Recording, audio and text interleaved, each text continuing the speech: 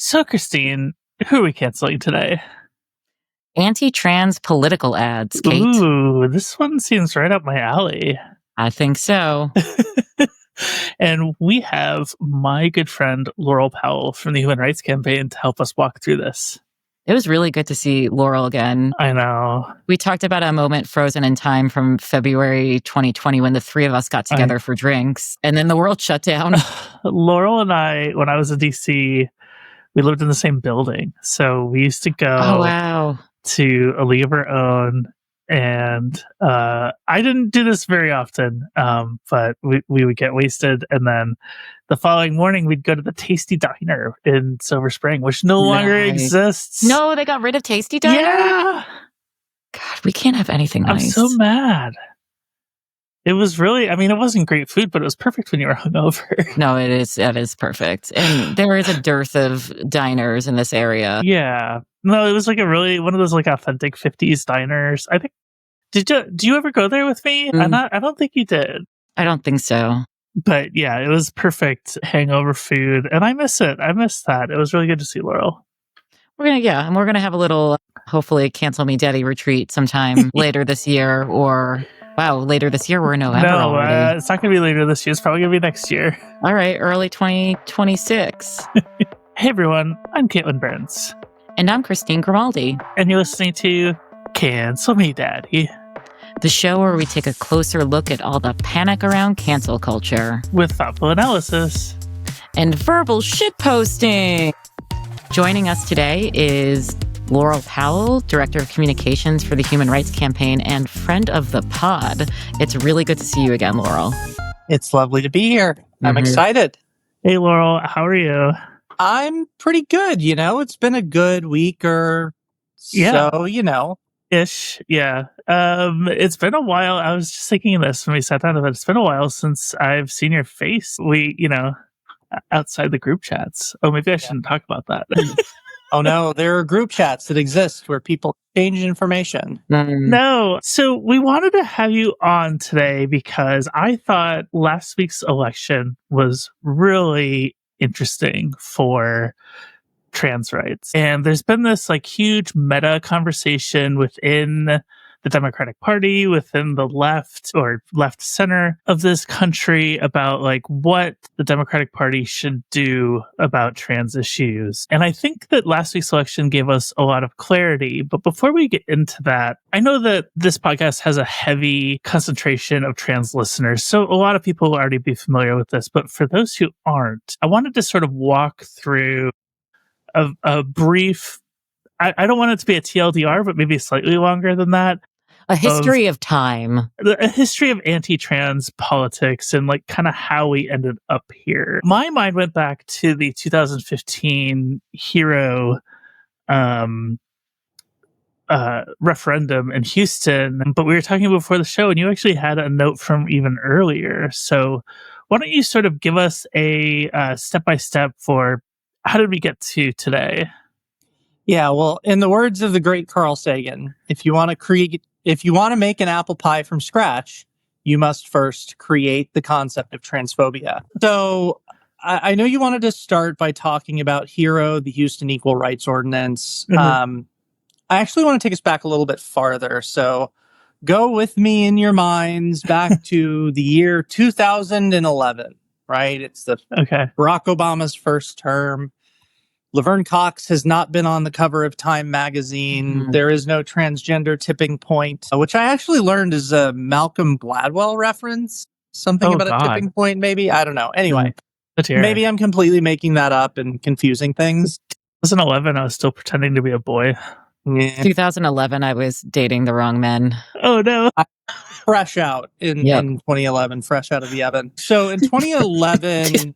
essentially what happened, Anchorage, Alaska, right? Not necessarily the most liberal of places, though my understanding is it's a lovely city. Their council passed a trans-inclusive non-discrimination ordinance, like many, many others that have been passed over many, many years. And it was challenged in a ballot initiative, which is something that we'll come back to again and again and again and again. The reason why I wanted to highlight Anchorage specifically, so the ballot initiative was successful in overturning the trans-inclusive non-discrimination ordinance. But this is one of the first times that I think we really saw this particularly egregiously awful kind of ad playing on people's worst instincts and worst ideas about trans people. You know, the idea of, I think in this particular case, it was like a heavyset guy with a beard wearing a frilly pink dress sitting at like a medical receptionist desk, right? Like preying on people's worst ideas of what trans people are. And that's kind of an image that you see cycled over and over and over and over again as we go through time. So from Anchorage, right, like you have kind of a similar playbook run against HERO, the Houston Equal Rights Ordinance, which was a similar situation, right? This was a really good non-discrim ordinance. The city council passed it. It was immediately challenged in a ballot initiative, and we got creamed, shellacked. We got, we'll say shellacked because I've become an amateur woodworker in my elderly years. This is right after Obergefell, too. So I think that that kind of added to the shock of that losing. I can't remember exactly the timing, but it was around the same time, yes. So it's these steps forward that beget immediate backlash. Oh, yeah. In this particular case, I think everybody knew that it was going to be challenged almost immediately. You know, HERO, the language in it, I don't even think mentioned or talked about bathrooms specifically, though, you know, I believe it talked about public accommodations. And yet you see, you know, really horrible, disgusting ads around trans people in bathrooms. And I think what we saw, and this is something that's going to come into play when we start talking about what happened this past week. You know, folks on the ground, folks who are around this ballot initiative, like almost were afraid of talking about trans people because of these ads, right? So we've got all this investment against us, and folks are not willing or able to effectively counter that messaging. Even though this kind of like was seen in, especially when it came to HB2 a couple of years later, it was seen as mean-spirited. People started seeing it as it was, at least in the medium term. We saw much more recently that if you go on the offensive against these anti-trans ads, you can neutralize them. You can stop them. If people know who you are and you lead with empathy and you lead with your values, even if folks have policy disagreements, they understand where you're coming from and they understand that you're going to approach this from a place of empathy and common sense. Yeah, you know, like the whiplash between the reaction to HB2 and then just beyond anti-trans stuff coming out, I think still gives me pause to this day. Because they were talking about boycotts, and I mean, I know this gets into, you know, like, what is it, corporate pinkwashing, but, you know, there was at that time, and look at where we are now. Yeah, the line from Anchorage to Houston to North Carolina with HB2 and everything that happened there is pretty solid. And then, you know, HB2 was not just a terrible bill for trans folks, right? They did so much, just massive overreach in that bill as far as like, you know, preventing cities from raising the minimum wage and basically like reserving all of this additional power for folks in the state house because they knew that, you know, that's where the right wing had their influence. And that had the side effect of like bringing a lot of people together in a grassroots way to oppose this. And that's why you kind of see what we're seeing now, where they're trying to cleave trans people off. They're trying to separate us out because they think nobody's going to stand up for us. I think, you know, again, what we saw recently is that that's not the case. There is a way, and it is pretty straightforward to run and win on a pro-equality platform. It also helps that, you know, a PRRI study said 67%, so a supermajority of Americans support marriage equality still. Most Americans want politicians to stay out of the doctor's office. I don't know. I was at my doctor's office relatively recently. I got a COVID shot. I had a checkup and all that kind of stuff. That's not a really big room, right? It's big enough for me. It's big enough for the doctor. Mhm. It is not big enough for the state House of Representatives, right? It's just physically isn't going to fit. Mhm. Wait, we can't fit 538 No, well, presidential electors in your doctor's office? What's wrong with it? if only healthcare had the kind of money it would take to have a doctor's office that had that kind of room in it. But like 7 in 10, this is a study from the 19th and Survey Monkey of all things. But Yes. I looked at it. It's legit. Okay. Like 7 in 10 think politicians don't know enough about trans people to create fair policies. This I don't sounds think our very doctors- similar to abortion polling as well. Yeah. I was going to say, I don't think our doctors know enough to determine our policy, but that's a story for another day. They don't. I wanted to talk a little bit more about the difference between Hero and HB2, because I think it's illustrative. It was the lesson that I took away that has sort of been at the basis of how I talk about these things. Like when people ask me how should pro-trans politicians approach these issues, like there's a very big distinction between the two. Because if you go back to Hero, like the pro-Hero ads that were running were like, this gives veterans rights and this protects, they said every demographic except trans people. And then on the other side, it was no men in women's bathrooms. That was like the first time that I had heard that phrase, although I'm sure older than that particular referendum. And when you're looking at it, and I think this is true too of the Harris campaign last year, and I'm not asking you to specifically comment about that, but when you don't bring up trans people and the other side is hammering away constantly at trans people, it makes you look like you're like afraid to talk about it or like you're hiding something. And I think that is what really bothers voters about it. Whereas if you're upfront and you're straightforward about it, like you saw with Abigail Spanberger, I think is a decent example of this. Like, I've talked to trans people in Virginia who are like, she could have been better at this, but also she did address the anti-trans attack ads that were run against her. And her opponent, over half of the opponent's ads were literally just Abigail Spanberger is for they, them, and Earl Sears is for you, right? Which is a carbon copy of the Trump ad that like everybody said was killer against Harris. And the difference between Spanberger and Harris was kind of like, I don't really want to talk about this. And Spanberger's like, no, like, here's what I think.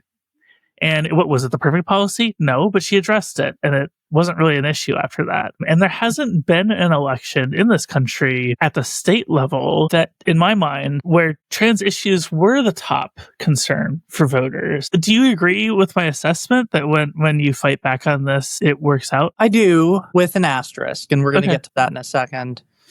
I am very, I don't want to say forgiving. I'm very understanding of what happened with the Harris campaign because, you have... I am not, for the record. That's fine. That's totally fine. I am also not. When you have one campaign structure set up and then all of a sudden, you're in a situation where you basically have 100 days, 107, I think the title of the book is, where you not only have to win an election, like you have to start from scratch. You have to define yourself. You have to explain what you're for. You have to deal with, what your policies are going to be. And then you have the ephemera that you need to address, which is like all of the anti-trans ads, which I know you know this, Caitlin. I don't know if you know this, Christine. The Kamala they them ad was pulled from a project that I was a part of at the National Center for Trans Equality during the 2019-2020 era, the Democratic primaries there, where we sat everybody down and asked them a bunch of questions. And I remember I covered it for Vox. Yeah. I was not at the recording with Vice President Harris, but I was at Netroots that year, and we interviewed, I think, Julian Castro and Jay Ensley and Kirsten Gillibrand, and I thought Castro had the best response to all these questions, although I know that's not the most popular take. I love Julian Castro. A little bit of a political crush. Anyway, so thinking about so the Harris campaign, right? They had 100 days to do all of this stuff. there's really four things, right, that I would say folks that are running for office need to think about when it comes to responding to anti-trans ads. First, you got to have the campaign 101. You have to define yourself in the minds of the people that are going to be voting. You have to explain who you are. You have to explain what you're for. Right? Yeah. That takes time. Abigail Spanberger had that time. Kamala Harris maybe didn't have that time. Yeah. But this is not a defense of the Harris campaign, but it is me lauding the Spanberger campaign and how well they did this. Second, I think you need to lean into equality, right? Like, if you're pro-equality, be pro-equality. Yeah. Folks respect when you stand up and say what you believe in, right? I think there are a lot of folks who, were looking at the elections this past, a couple weeks ago and saying, hey, all of these candidates in New Jersey and Virginia and New York City and, these other ones across the country, they're all saying what they're for. They're all up front. They're not hiding it. They're pro-equality. The key is, though, that they didn't let these attacks go unanswered, right? Because they had defined who they were. They were able to come up with a response and say, look, I'm Abigail Spanberger as a mother. I see this. I get why this is something that freaks people out. Here's where I would go from. Here's what my policy would be. And then you pivot to go on offense, right? For every dollar that Winsome Earl-Sears spent on anti-trans ads was a dollar she didn't spend telling people what she was going to do. Yeah. And you even saw Republican operatives towards the end saying yeah, even I'm Yeah, and especially in Northern Virginia right now, DC, the environment is very grim here with the federal government being shut down, with DOJ, with everything.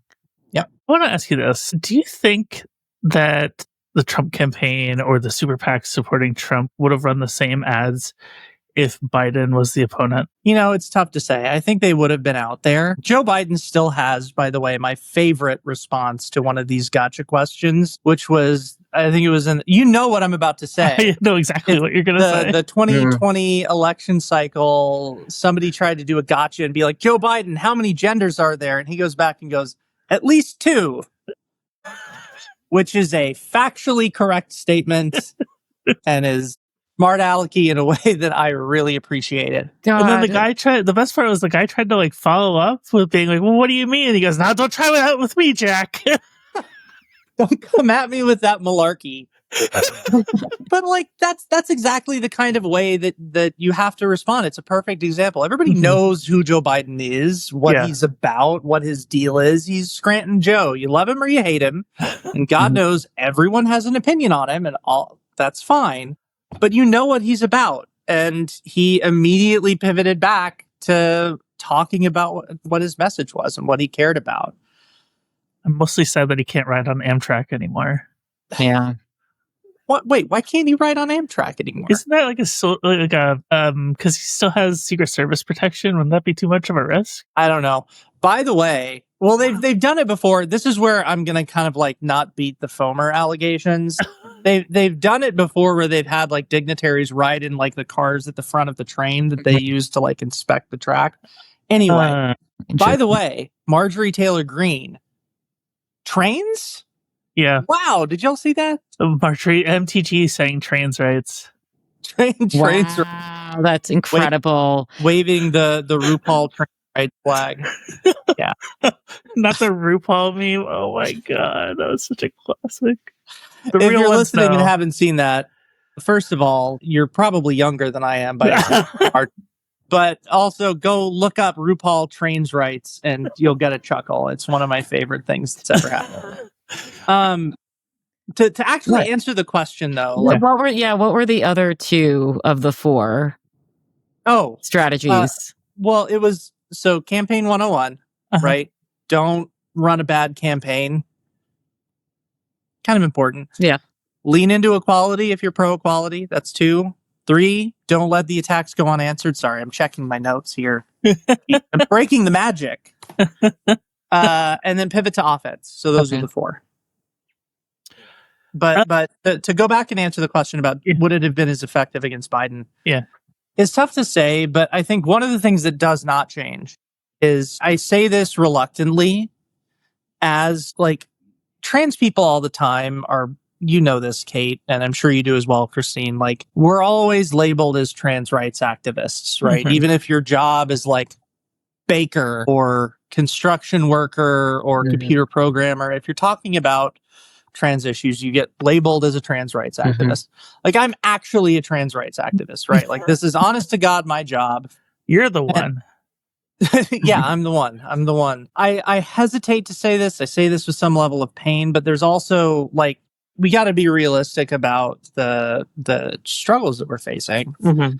There's a CNN poll that placed trans rights dead last among the issues that motivated people that went out to vote in this past set of elections. An Emerson poll placed it 50 points behind the economy.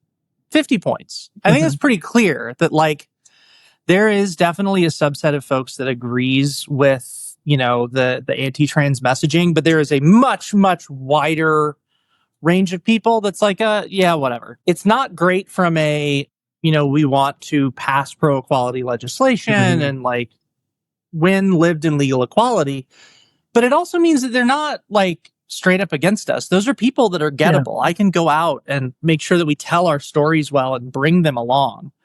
So this is kind of like a half answer to would it have been effective against Joe Biden? I don't know. I think he had more of a chance to establish himself because he was in the Senate for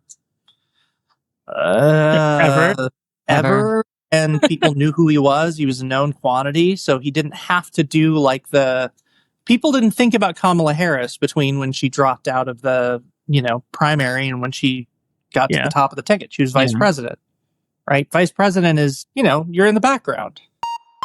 Christine here. If you're enjoying this episode, consider subscribing. We publish every other week, so be sure to ring the bell to be notified for our next episode. By the way, I liked Joe Biden's cameo in the James Garfield show on Netflix. I'm kidding. This is a joke. Is there a James Garfield show on Netflix? That would not surprise me. Yeah. What's it called? Struck by Lightning? Something by Lightning? Death by Lightning? Okay. It's good. You'd like it. Are they just doing every president now? Or are we going to see like a Death Zachary Taylor TV show? Wow, that's throwing it back. William Henry Harrison, the 30 Minutes of Glory or whatever it was. Which one was the one that like caught a pneumonia during the inaugural? Oh God, I forget. But Garfield was assassinated. So the show is about him and his assassin. And I'm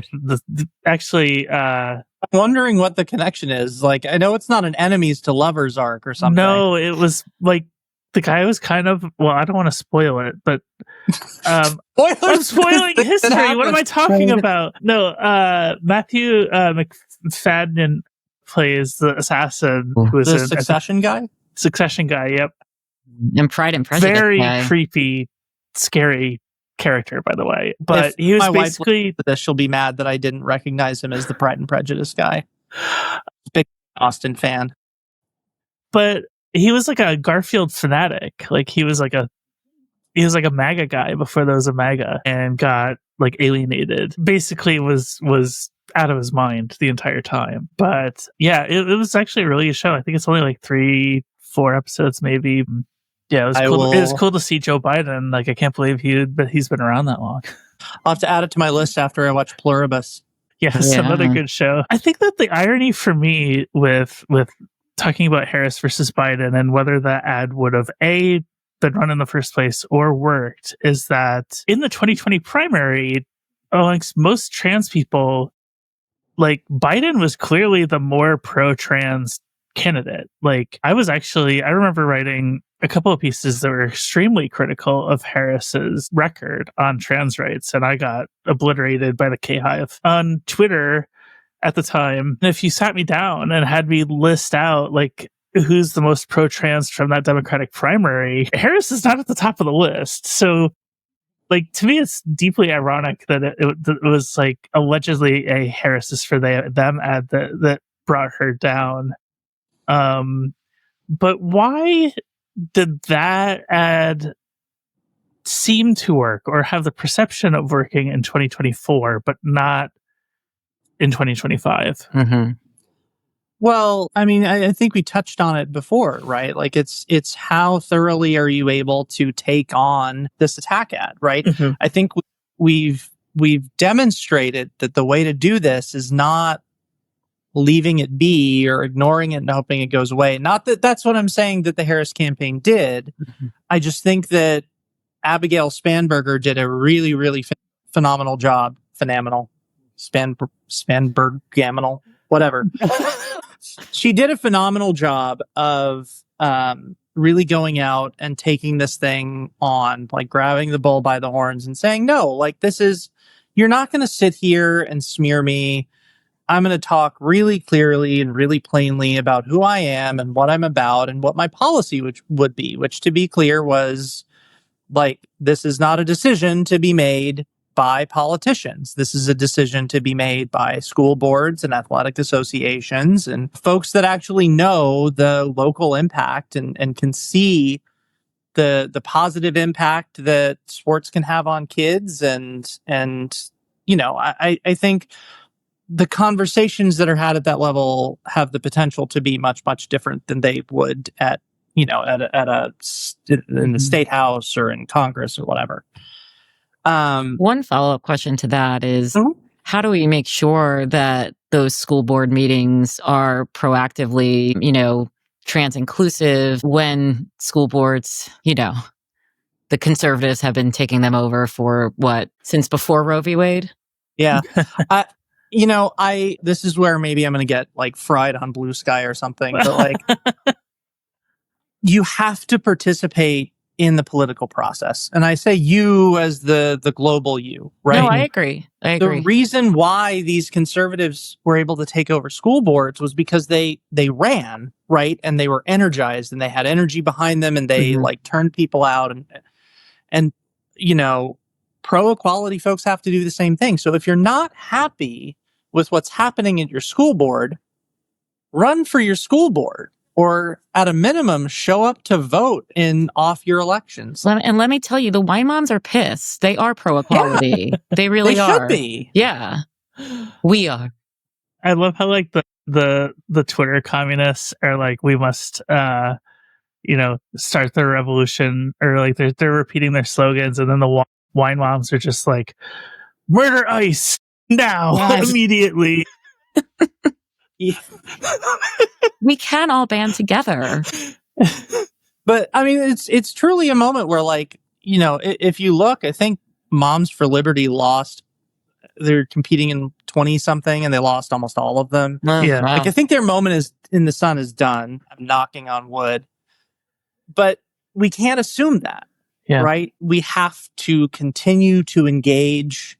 It goes for school boards. It goes for Democratic and Republican politics. It goes for, you know, whatever you're like mad at, don't disengage, re-engage, right? I'll give you a hyper-local example, right? Like, I live in Washington, D.C. I was not happy with my advisory neighborhood commissioner, right? Because she was standing in the way of a park that was going to be built nearby. And like, there's a lot of young families with kids and it would be nice for them to have a place to play that's in the neighborhood. And, you know, there was someone who decided to run for that seat and, you know, I got involved and like donated and we helped and we ended up like that ANC was replaced. And like, you have, if everyone had just disconnected and been like, I don't want to deal with this is just too hard, we have to continue to engage. If you don't like what the Democratic Party is saying, get engaged. If you don't like what the Human Rights Campaign is saying, get engaged. Like, if you don't like what your school board is doing, get engaged. That is really, you can have political progress or you can have cultural progress, right? Like, a big part of my job and a big part of what HRC does is try and move hearts and move minds and educate people. That is a big way that you make big change. But you have to have both. Speaking of not liking what the Human Rights Campaign does.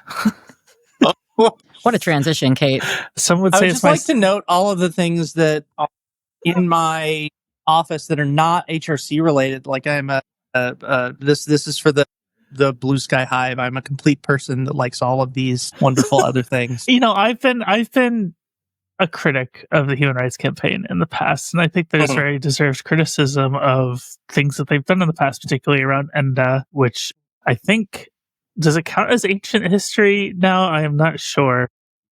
Well, there are adults right now that were not alive when ENDA was a thing. That's one way to put it. Like, there's still this perception of HRC as stodgy old big gay, prioritizing a donor base that is not necessarily trans, because trans people proportionally are poorer than most other demographics. Like, that's just a fact, right?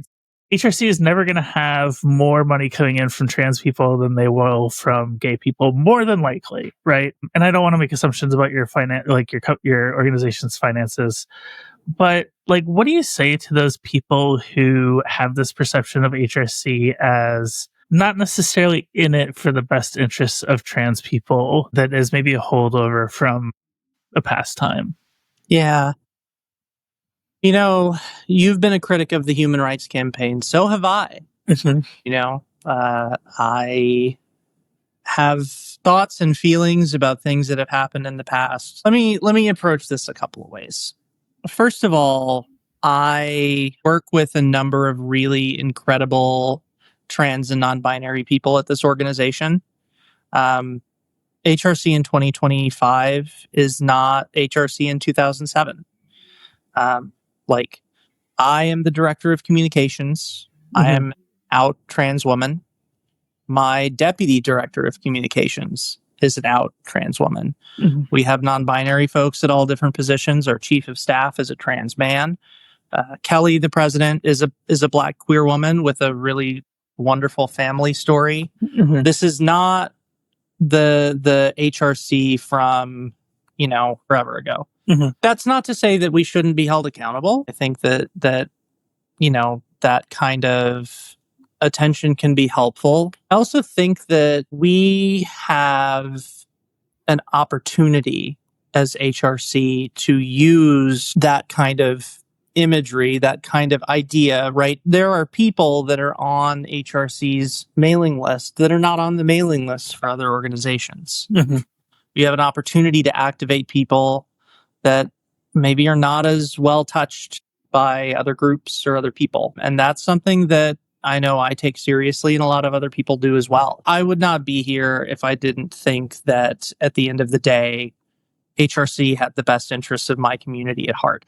I also think it's incredibly important that we keep the LGBTQ community together through this, and we have a real role to play there. So it's going to take a village to get us where we need to go. We're one part of that story. Well, I want to pivot back to the elections. Yes. We talked about 2024 and 2025, and I'm already thinking about 2026. And, what Kate asked in her MSNBC article was, will this be instructive for Democrats? Will this be instructive for Democrats?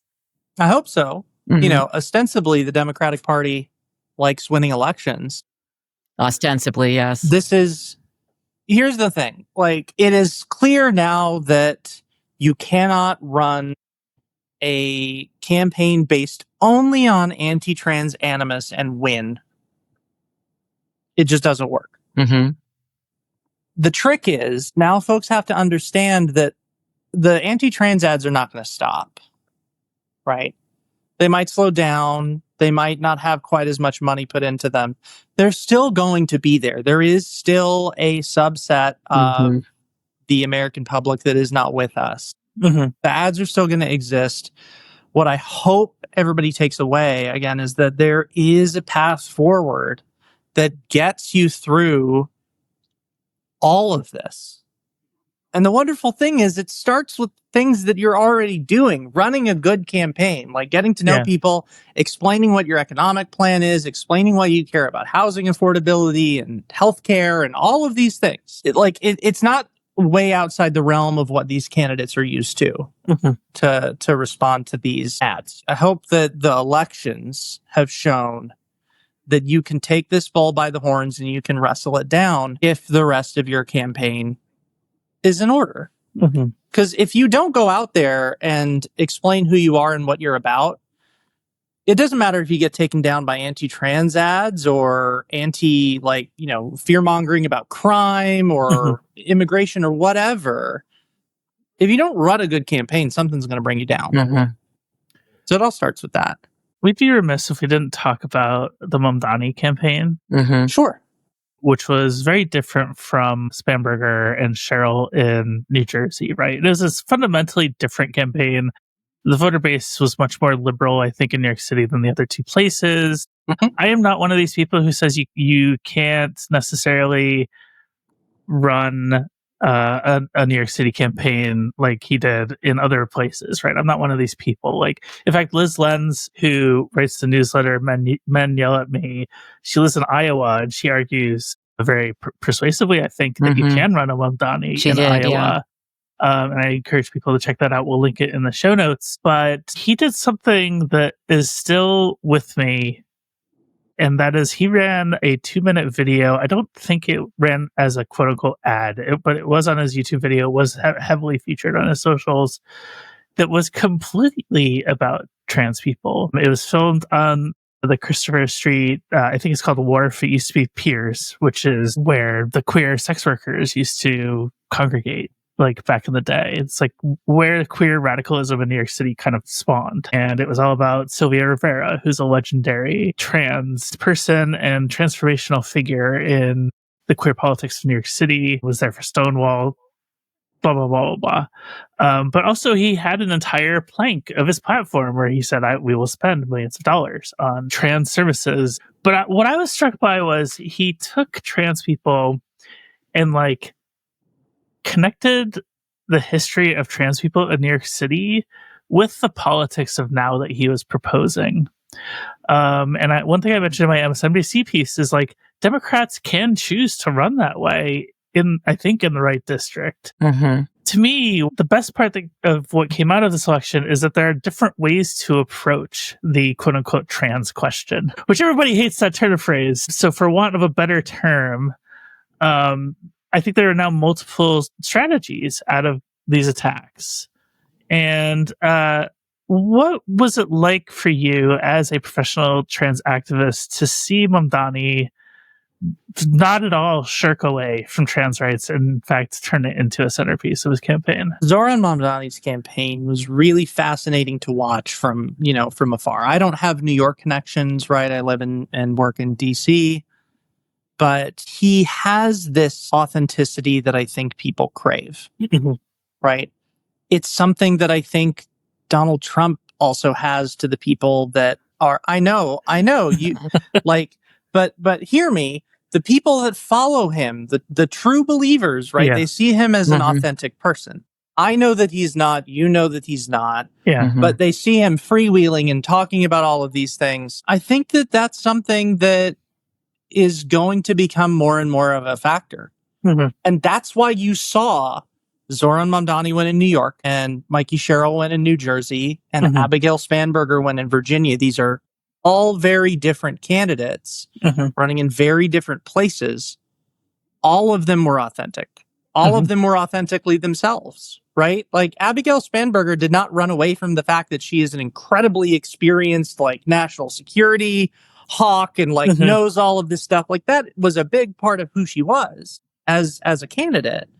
Zohran Mamdani did not run away from who he is. Mikie Sherrill did not run away from who she is. Did not try and sand off the rough edges for anybody. And what that results in is people who don't necessarily agree with everything, every plank of your platform, wanting to be part of something. It's something that I don't think anybody has seen since at least on the left side of the political divide, since Barack Obama, right? I think Mamdani had this thing that people wanted to be a part of, right? Yeah. Even if you were worried about what all of these policies were going to do or how much they were going to cost, he has this authenticity about him that is well, maybe we should let him try. Let's give him a shot, even if you weren't totally there. You could tell too that he has a genuine love for the city. He's of the city. He looks like he has had a slice of pizza from a street vendor, or I think that was the line that I used in something that I wrote about that race, where it's him and the Republican there with the beret. What's his name? Curtis Silva. Curtis Sliwa. Sliwa, yeah. By the way, who is the only person to call Mayor-elect Mamdani and congratulate him. Yeah. You could tell him and Sliwa were people of the city. Like, they've had, a Coney Island hot dog, or you can tell they've done all the things. Like, they genuinely love being there. And it looked like a chore for Cuomo throughout that entire race. And I think that's really important. And you saw that also in New Jersey with Sherrill's. I mean, I watched Cheryl's victory speech, and it was incredibly cringe how she used the New Jersey state motto. Hey. But also, I imagine New Jersey people appreciated it. Yeah. Cringe is fine if it's authentically cringe. Yeah. Genuinely, that it makes me wonder if the next person to run and win a campaign for a delegate from DC or mayor of DC is gonna oh, this is somebody that I've definitely seen in Dan's Cafe before. Yeah. Drinking mixers out of squeeze bottles. This is a person of the city. This is somebody that's dropped their jumbo slice on the ground. Oh my God, I've done all of those things. Should I declare my candidacy? Yeah, this is someone who's drunkenly stood in line at a Wawa waiting to get a hoagie at 3:00 in the morning. This is someone that I believe in. Look, Christina, I'd vote for you. You know, that is not an endorsement. There's board stuff involved in that. So, do you think that this past election last week is that the death of the anti-trans ad? I don't think it's the death of the anti-trans ad. I think it's the death of this idea that you need to be terrified of it. It is an obstacle to be overcome, like any other thing that comes your way in a campaign. There is nothing particularly scary or this is not a third rail, right? If you get smeared with an anti-trans ad, which there's so much dark money in right-wing politics, it's going to happen. There's a way forward. You're not sunk. You don't have to freak out about it. You can keep moving forward. You can keep telling your story. You can be authentically yourself. You can be pro-equality if you're pro-equality. You just have to respond in a way that is true to who you are. And even if folks, whether on the left or on the right, disagree with you or what your policy is, if you share what your policy is and you emphasize that it's coming from a place of empathy and understanding, which I know are kind of dirty words in right-wing politics these days, but I think it's something that most Americans still care about and still value as part of the American experience and part of our shared heritage as Americans. It's not something that you have to be afraid of. So in that way, yes, I think the anti-trans ad is dead, but you're still going to see them. I hate it too. I hate seeing them. It's awful to watch as a trans person, and sometimes I have to watch them for my job, and it's just the worst thing in the world. But I think that these elections show you the way forward. Well, thank you so much for joining us, Laurel. Laurel, where can if our listeners want to keep track of you going forward, where can they find you? Yeah, so you can find me at laurelpowell.net on Blue Sky. You can find me on laurelpowell.net is my website. Remember websites? Those were the things that we used to have before social media. Or find me in my garage, probably. I'm mostly just on Blue Sky. I'm very careful about curating my social media presence. You went viral over there not too recently. You went viral over there pretty recently. Yes, I did, for the shutdown. Yeah. And, we all have our thoughts and feelings about this 43-day fiasco that we've all been subjected to. Anyway. Yes. So you can find me on Blue Sky. hrc.org/news is where you'll find all of the little things that me and my team get our little fingies up to writing. And yeah, absolutely. Right. Thank you so much, Laurel. It was good to see you. Thanks, Laurel. You. So, Christine, are you ready for some out of context cancellations? I am. All right. Not too many today, but the first one is we have a lot of bodily functions to cancel today. That's great. So we're canceling migraines. The worst. Absolutely terrible. Next, we're canceling food that actually takes time to prepare. Oh, I think about this all the time. I wanted to make chili today, and it's way too late to cook. I would have had to start it 2 hours ago. I Googled like sheet pan dinner because I was like, what can I do that just involves dumping everything in one place? Yeah. Wow, that makes it sound so appetizing. This is why I got an air fryer. It cooks everything so fast. Really need to like look into the air fryer. We have it and I'm so intimidated by it. It's a game changer, I'm telling you. Yeah. Next, we're canceling nausea as a medication side effect. Yes, I have that from some of my medication. So then I take Zohran to counteract the nausea. And I'm just sick of every medication that helps having a side effect that then you have to counteract. I had antidepressant that made me break out in hives once. Oh. Like horrible full body hives. Oh my God. Yeah, it's terrible. And lastly, we are canceling faith healing. Well, if anybody's read my Atavist story about how my grandmother grew up in a religious cult, yes. Faith healing in my family, it's really not great. If you'd like to submit your own out-of-context cancellations, you can do so on our Discord, which you can join by becoming a member of our Patreon at patreon.com/cancelmedaddy. We have a lot of great perks, including early access to all of our episodes, or if you just want to show your support for the show financially, that's a great way to do it. Thank you so much for watching. If you like this episode, please give us a like, and don't forget to subscribe as well, and ring the bell, because we publish every 2 weeks and you wouldn't want to miss our next one. Also, if you have it, feel free to give us a hype. It's not available to everybody, but it is available to some people, and we've never gotten one. I'd like to get at least one. Cancel Me Daddy is a Flytrap Media production, and today's show was made by me, Caitlin Burns, and my incredible co-host, Christine Grimaldi. Dee Peterschmidt made our theme song, and Romy Tarigo designed our graphics. Ads by Multitude Productions. Our show is made possible by the incredible cancelers supporting our work, especially the member of our Canceler Hall of Fame, with the great power to cancel all of their enemies, Meg. We appreciate your support. Happy canceling!